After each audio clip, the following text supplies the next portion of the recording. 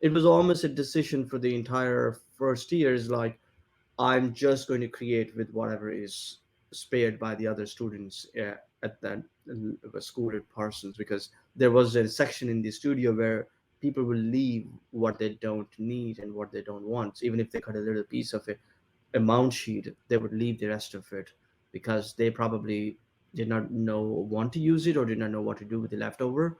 But I knew that that is what I want to use, and that's the real goal for me. Wow. I'm just Yeah. imagining,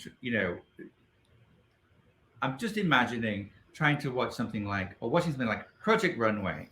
Okay, we've all seen Yeah, Project Runway. I know, unconventional right? materials. Unconventional. So it was an So, unconventional material for the entire duration of my life there. but It has I'm just been thinking about even. it. This is a competition. Everybody's using materials, and then they just have leftovers, and then you just go in and win the competition using their scraps. That's basically Yeah, what you would do, sir.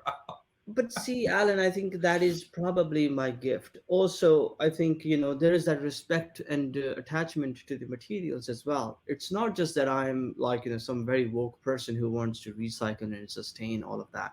That's an aspect of my practice. But it is also the capacity to, when you have very few things, I think the tendency to understand and build a relationship with those few materials is very much, almost, I think, inevitable. And when you have excess, you almost see everything as a transaction or as a dispensable. And it doesn't really serve us as human beings, because you don't even try to get to know yourself, because you think you can just go and buy a new thing for yourself.